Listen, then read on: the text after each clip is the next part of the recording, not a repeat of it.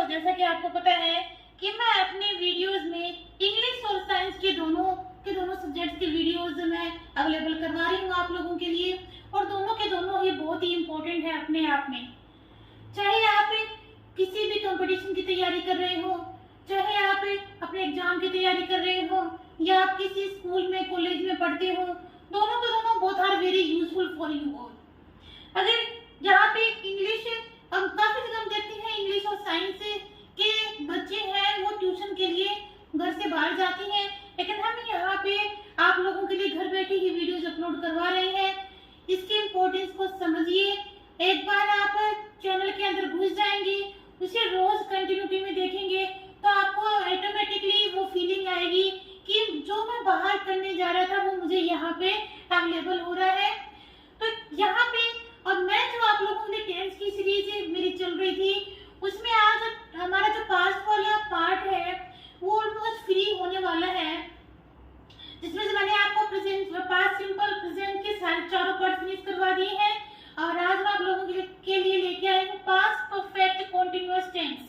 अगर आपने present perfect continuous tense पढ़े हैं तो आप लोगों को पता होगा कि वहाँ पे हमने कैसे विद टाइम के साथ हम आगे बढ़े थे, कैसे हमने सेंटेंस क्रिएट किए थे, और कैसे ये जो चीजें हैं अगर आप एग्जाम की तैयारी कर रहे हैं, कंपटीशन की तैयारी कर रहे हैं, कि स्कूल कॉलेज के अंदर है, या स्पोकन की भी तैयारी कर रहे हैं, अगर आपकी स्पीकिंग काफी पुअर है और आप उसकी तैयारी कर ली है तो यकीन मानिए, believe me, this person is very useful for you all.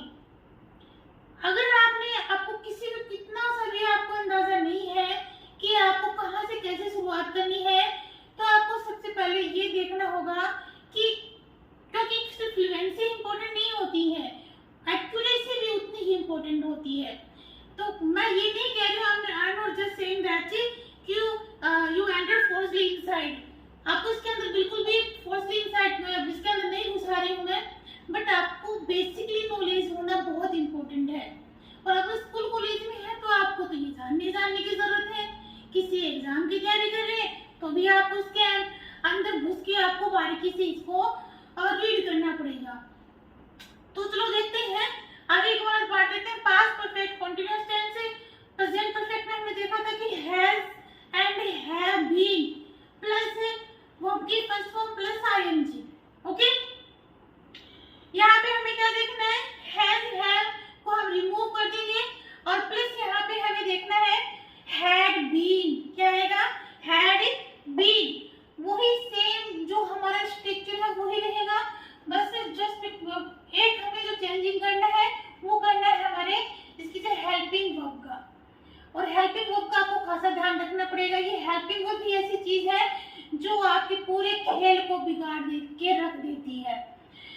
Past perfect में had been and same as वैसा ही प्लस वर्ब की first form and ING plus आगे का जो भी आता है।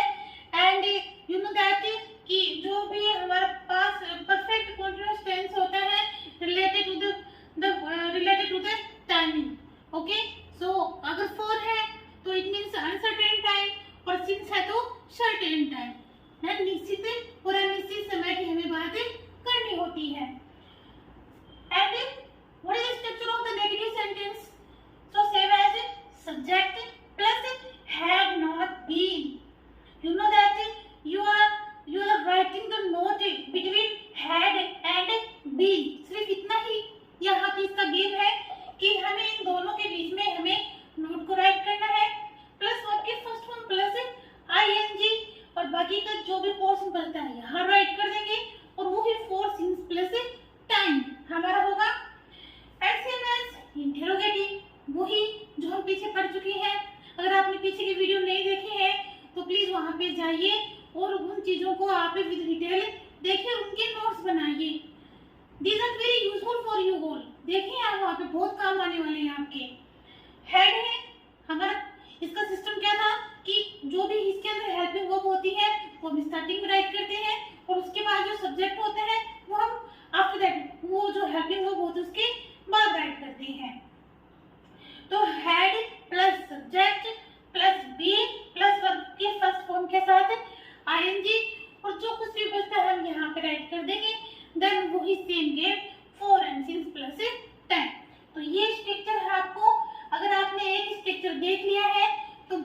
स्टेप से आपको ऑटोमेटिकली याद आ जाएंगे। यहाँ पे हमने हैज हैव लिखा, प्रेजेंट परफेक्ट कंटीन्यूअस का स्ट्रक्चर बन गया। यहाँ पे हमने विल हैव और शैल हैव लिखा तो फ्यूचर परफेक्ट कंटीन्यूअस का स्ट्रक्चर बन गया, और हैड लिखा तो पास्ट का बन गया। बस इस हेल्पिंग वर्ब का ही खेल है, बाकी तो सभी आना जाना है, बाकी सब सेम है। यहाँ देखते हैं सिंस है पॉइंट ऑफ टाइम, क्लियर है, fix time. And for period of time, जो टाइम होता है वो अनसर्टेन होता है, अनिश्चितकालीन जो समय होता है। तो काफी बड़ा कोई हमारा वीडियो नहीं है, बस इसको समझने की देर है। अगर आपने इसको देख लिया, इसके बेसिस पे आपको सेंटेंस क्रिएट करने हैं और उसके बाद आपके लिए ये बहुत ही यूजफुल हो जाएंगे। एग्जांपल में हम देखते हैं, जैसे फर्स्ट सब्जेक्ट ही, हेल्पिंग वर्ब हमारी हैड बीन, वी फर्स्ट हमें लगानी है, वी फर्स्ट हमारी लिव और इसके साथ हमें आईएनजी ऐड करना है, तो लिविंग इन, और बाकी का जो बचता है हम यहाँ लिख देंगे इन दिल्ली फॉर 10 ईयर्स।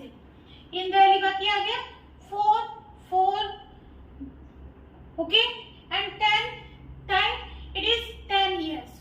तो कौन से 10 years? This time is not fix नहीं है ना, तो इसलिए हमने इसके पहले क्या यूज में लिया, फॉर यूज में लिया। वही सेम थिंग है, he had not been living okay in Delhi for 10 years। अब यहाँ पे कोई भी सेंटेंस बना के लिख सकते हैं, क्लियर है।